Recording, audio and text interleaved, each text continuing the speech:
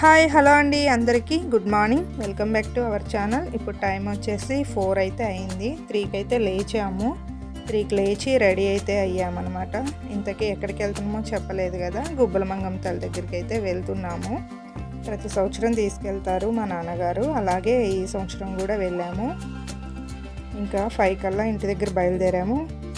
5కి బయలుదేరితే అక్కడికి వెళ్ళేసరికి 7:30 అయింది. ఇంకా యాక్చువల్గా అయితే తొందరనే వెళ్ళే వాళ్ళం, కానీ రోడ్ అస్సలు బాగాలేదు, అందువల్ల కొంచెం లేట్ అయింది. ఇది గుబ్బలమంగమ్మ తల్లి టెంపుల్ వచ్చేసి అశ్వారావుపేట నుంచి వెళ్ళాలి లోపలికి. 30 కిలోమీటర్స్ ఏముంటుంది అనుకుంటా. బుట్టాయిగూడెం అండి టెంపుల్. చాలా మహిమగల తల్లి. మేమైతే బాగా నమ్ముతాము అమ్మవారిని. ప్రతి సంవత్సరం వస్తాము. మా నాన్నగారు ప్రతి సంవత్సరం తీసుకొస్తారు. ఇంకా వచ్చి పిల్లలకైతే మొక్కిచ్చాము, ముగ్గురికి. ఇంకా ఈలోపు వంట మాస్టరే. ఇంకా అంత లాంగ్ జర్నీ చేసి వంట చేయాలంటే ఓపిక ఉండదు కాబట్టి వంట మాస్టర్ని అయితే తీసుకొని వచ్చాము. ఇంకా వచ్చేసరికి టిఫిన్ వచ్చేసి ఉప్మా అయితే చేశారు. ఇంకా పిల్లలు అందరం తింటున్నాం ఇక్కడ.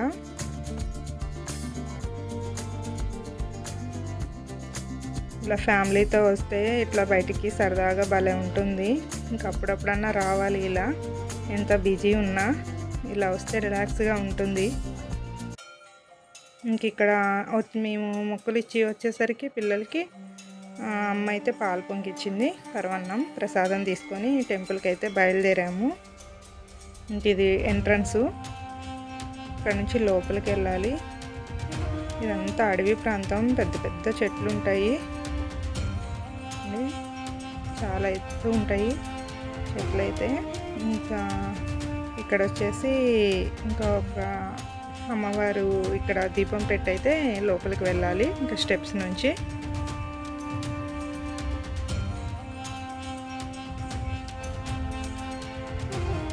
ఇంకా టికెట్ తీసుకొని లోపలికి అయితే వెళ్ళాము.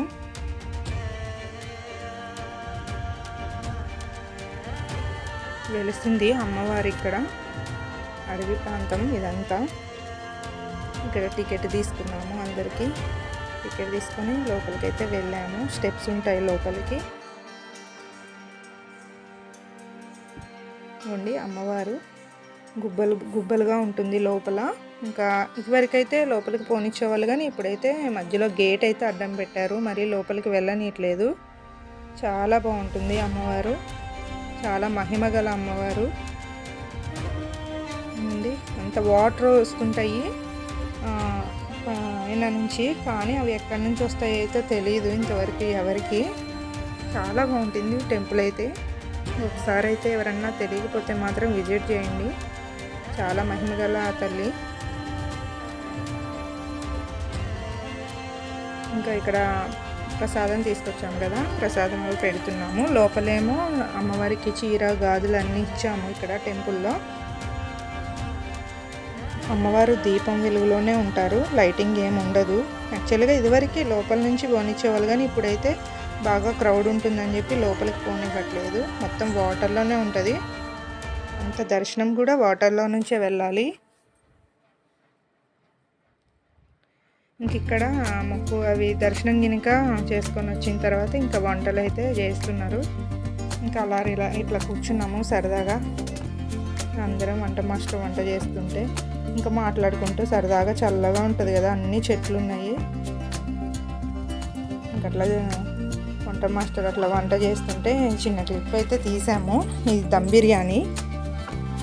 బిర్యానీ చేస్తుంటే ఇంకా కొంచెం మొత్తం తీయలేదు, కొంచెం అయితే తీసాము. కానీ రెసిపీస్ అయితే సూపర్గా వచ్చాయి, బాగా చేశారు.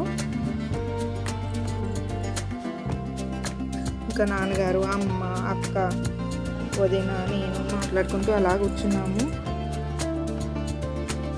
మా పెద్దమ్మ కూడా ఉంది.